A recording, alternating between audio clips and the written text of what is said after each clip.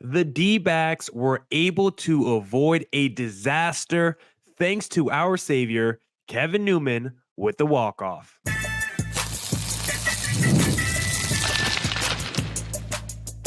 You are Locked On Diamondbacks, your daily Arizona Diamondbacks podcast, part of the Locked On Podcast Network, your team every day. Welcome into the Locked On Diamondbacks podcast, part of the Locked On Podcast Network, your team every day. You're listening to who? Always charismatic host of this podcast, Millard Thomas. I'm a multimedia journalist and I'm a graphic designer, so please go check out my website, millardthomas24.myportfolio.com to see all of my latest work.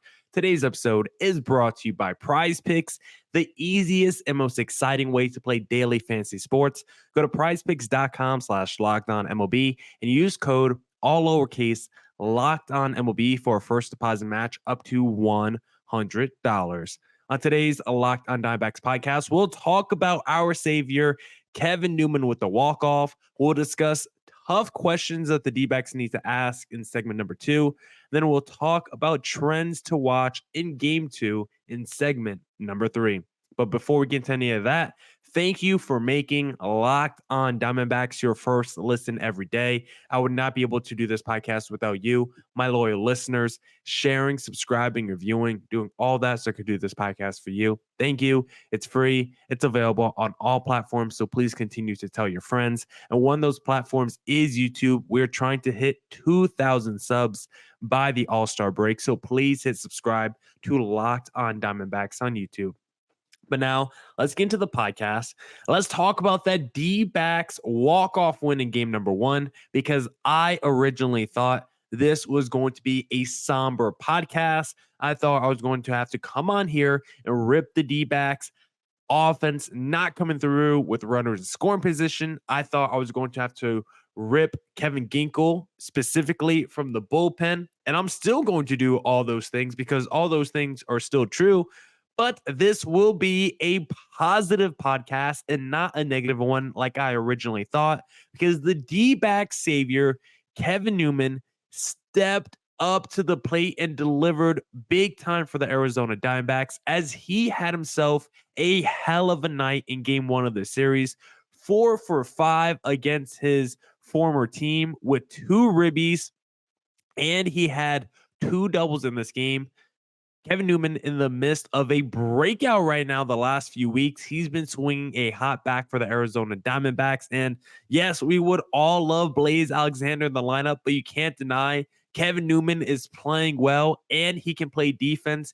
He looks good in this D-backs lineup, and we have to give credit where credit is due, because he was the savior on the night for the D-backs, because I thought this was going to be another frustrating loss for Arizona. But in the end, it's a game that I regret not going to. And mostly I didn't go because the D-backs didn't send out their student offer today. But regardless, I'm upset I wasn't there for the walk-off win. I thought this was going to be a game where first I was going to come on here and talk about Kevin Ginkel and the issues that he's had this season, because as we've talked about on this podcast multiple times, he has been unreliable at times. He has been shaky at times. And you look at his ERA after this game, 4.15 after giving up 2 earned runs.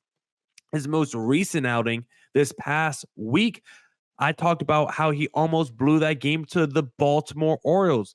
A lot of people want to put more onus on the offense for not doing anything after the 6th inning.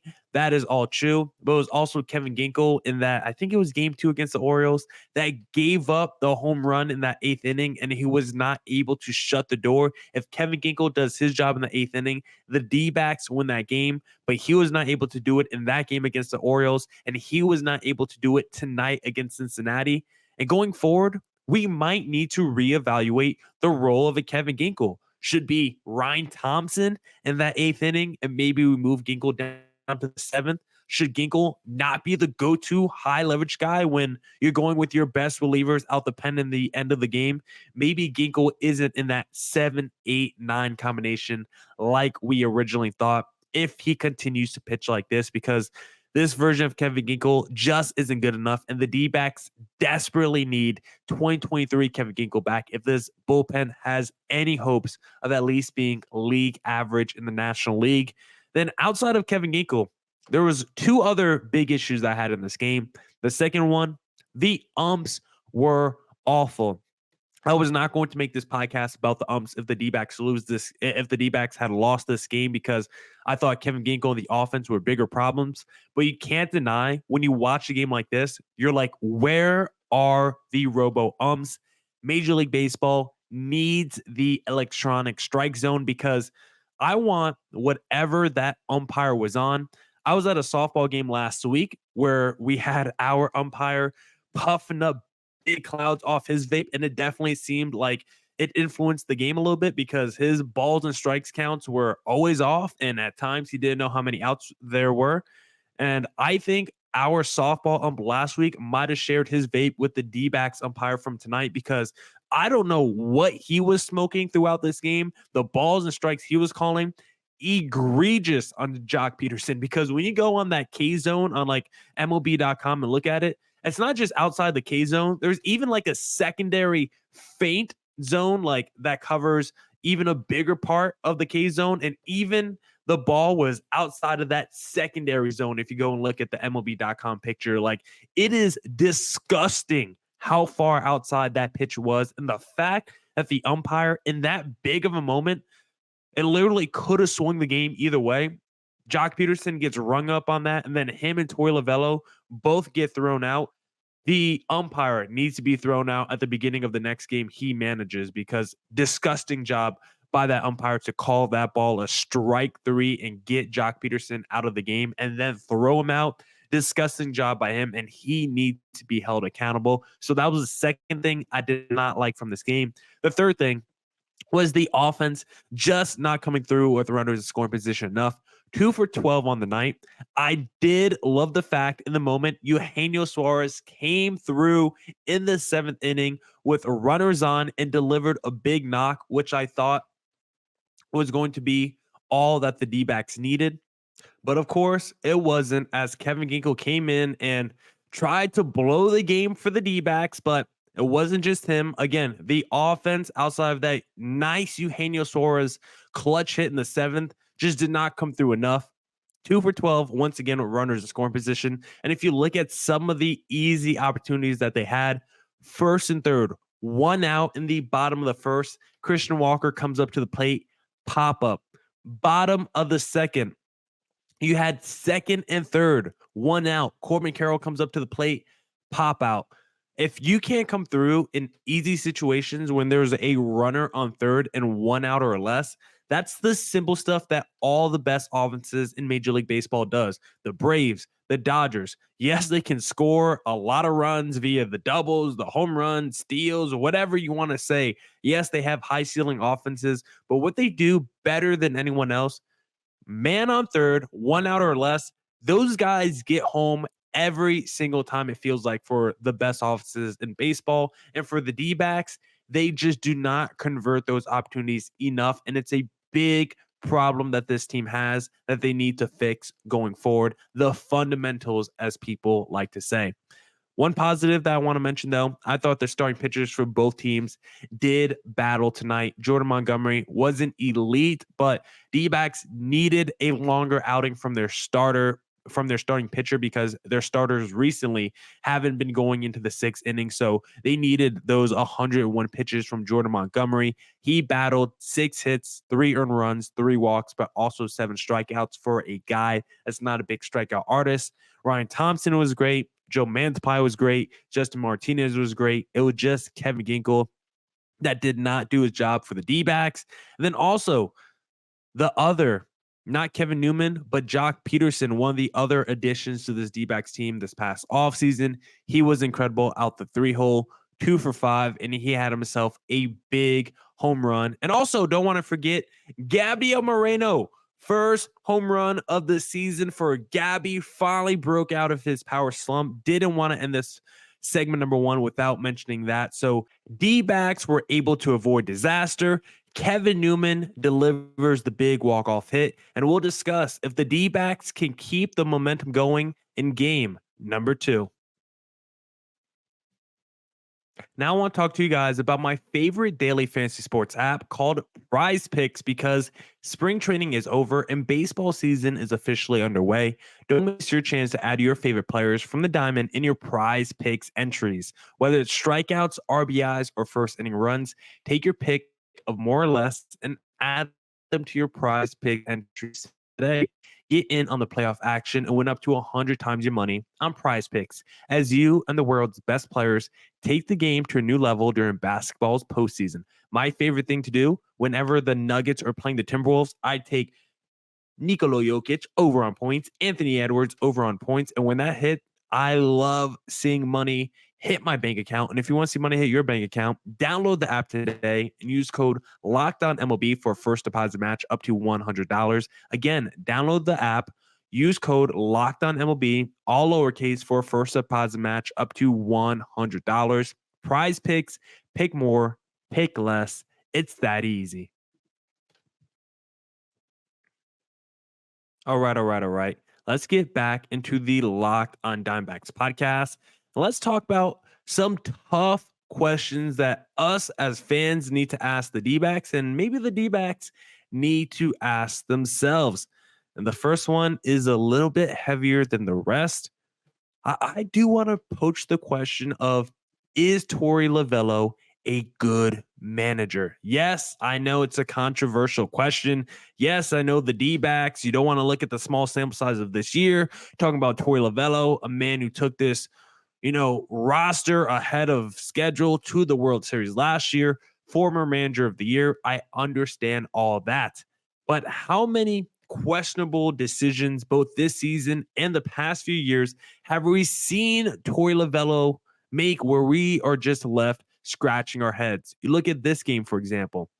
Jake McCarthy sitting against a righty a day after hitting a home run for Pavin Smith, who is not good at all. Yes, he had a hit today, but he is not good offensively. He can't play right field. If you look at his last 365 days played, which is like a 60 game sample size, he's batting like 160 or something. Like, Pavin Smith is not a good major leaguer, and Torey Lovullo continues to trot him out there, continues to get him as many opportunities as possible in the lineup defensively, and all of it doesn't make sense. Remember the Scott McGough debacle earlier this season against the New York Yankees, where it's like, how is Scott McGough now batting in a situation with the bases loaded and the game on the line because of some poor decision making by Torey Lovullo throughout that game?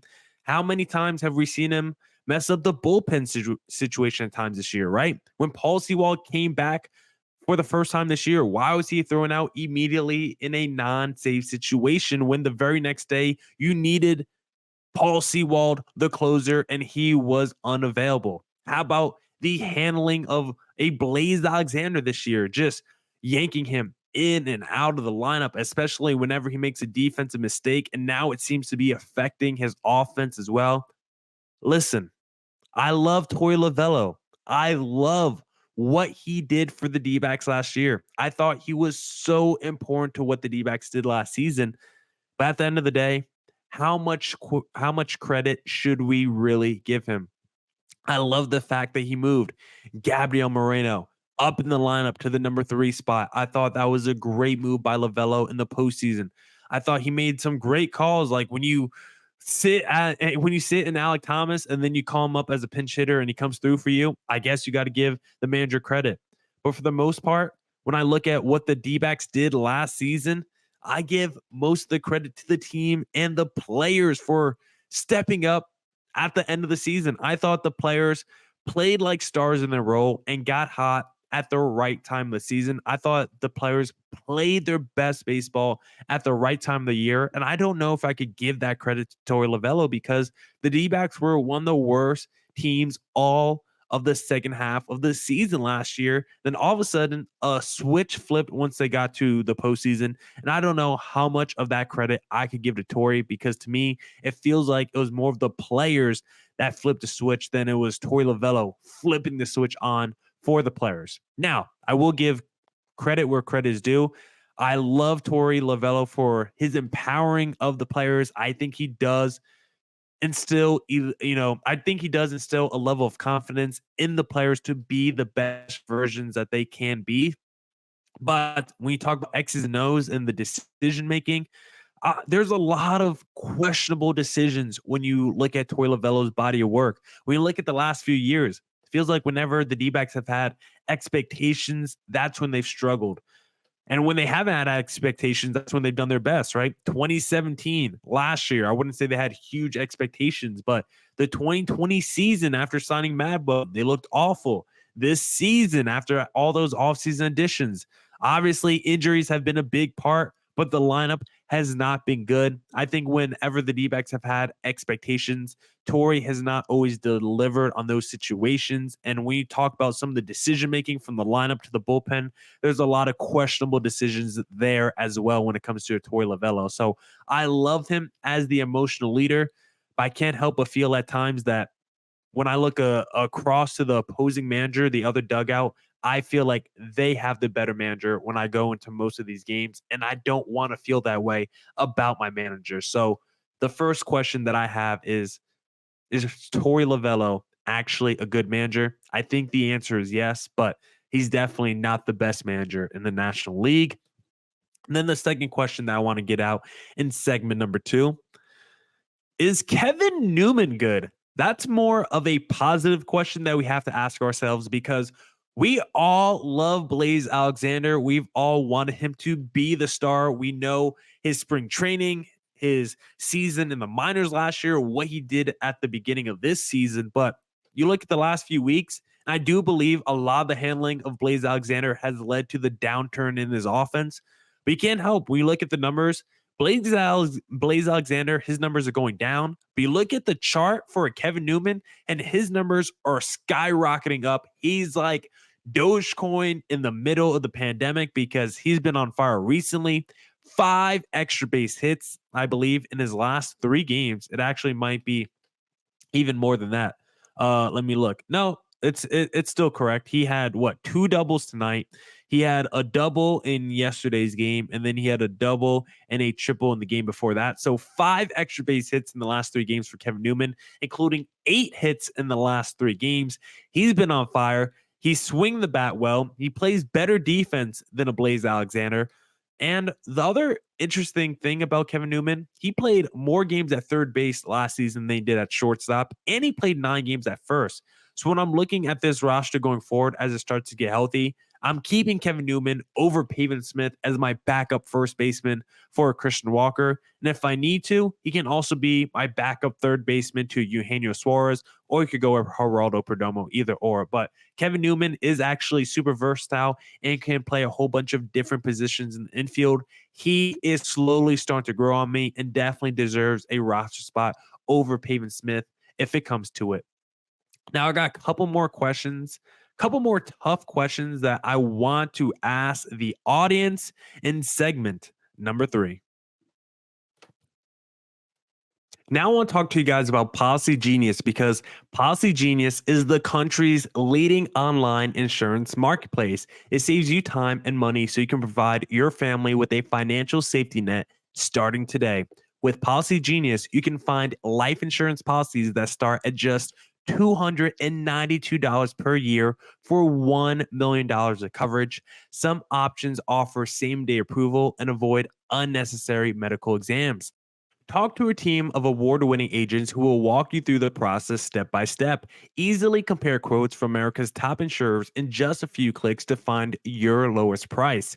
Your work life insurance policy may not offer enough protection for your family's needs. Even worse, it may not come with you if you leave your job. So check life insurance off your to-do list in no time with Policy Genius. Head to policygenius.com/lockedonmlb or click the link in the description to get your free life insurance quotes and see how much you could save. That's policygenius.com/lockedonmlb.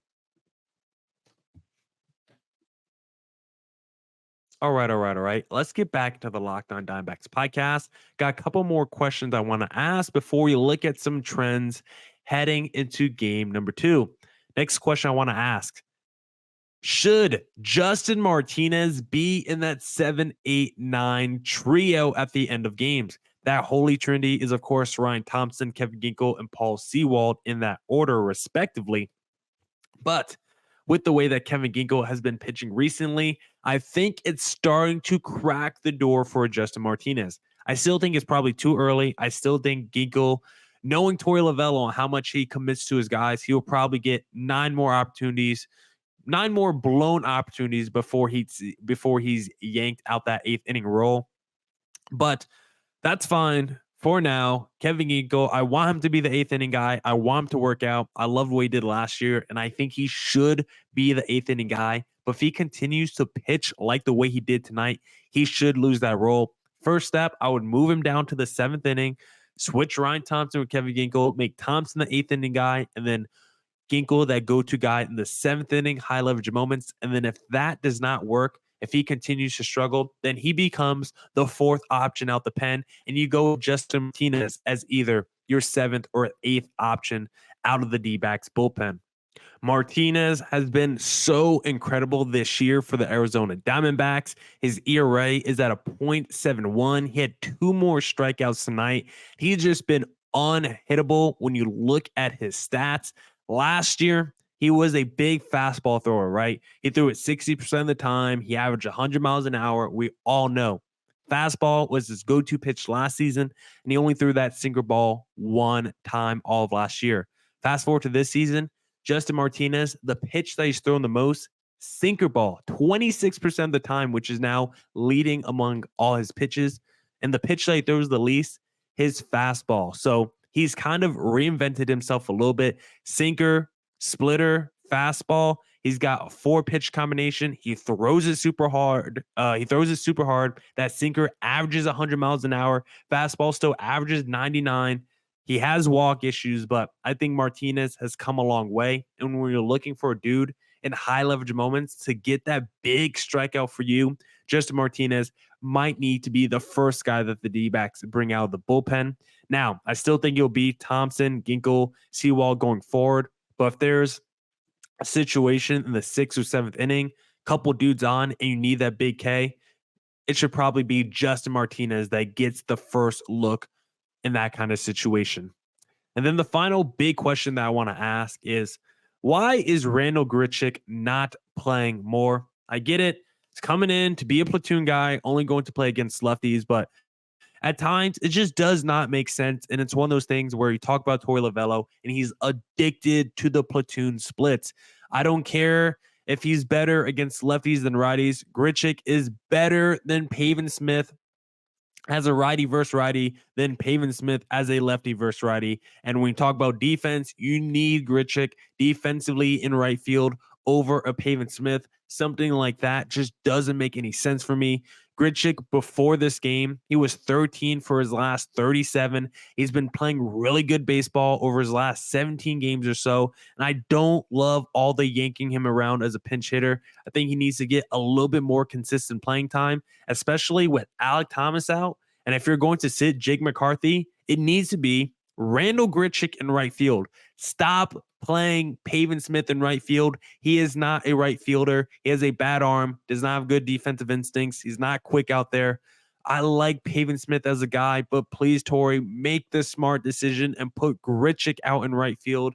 If you're going to go with a non-Jake McCarthy guy in right field with Alek Thomas out, it better be Randal Grichuk out there. I love all of his at-bats, and I think he needs to be in the lineup a lot more going forward. Now let's talk about some trends to watch as we enter game number 2. The D-backs, home run in 8 straight games. Can they do it once again? We saw Gabriel Moreno get his first home run of the season. Nice to see him break out of his power slump. And then Jock Peterson, he's starting to heat up from a power standpoint. I think he's going to be pissed after getting ejected in tonight's game. So hopefully he carries that aggression over to game 2. The D-backs want to see them continue to not strike out, because that has been a problem for the D-backs over their last 20 games or so. If you look at like the last 20 or 21 games for the D-backs, they have double-digit strikeouts 10 times. They've struck out at least 10 times in the last 20 games or so. If you look at the D-backs first 20 games, they only did that once only one time, and now they're doing it basically every other night in their last 20 games. So D-backs need to not strike out as much going forward. They struck out 10 times tonight, but I will say they did also draw 8 walks. So I'll take 10 Ks if you're also going to draw 8 walks, I guess. Will the D-backs continue to be undefeated on Tuesday? It has been their golden day this season. D-backs have not lost a game all year that has fallen on a Tuesday. So let's see if they can continue that trend. And then the final trend that I want to see, will the umps make the correct calls in game number 2? They were horrendous. They almost blew the game for the D-backs. They threw out our manager. They threw out one of our best players. Umps, please end the trend of not knowing the strike zone. Please call balls and strikes correctly, and let's have ourselves a fun and accurate game number 2. Now, that's it for this edition of the Locked On Diamondbacks podcast. Come back tomorrow for more Diamondbacks news coverage and insight. And as always, stay safe, stay healthy. Doses.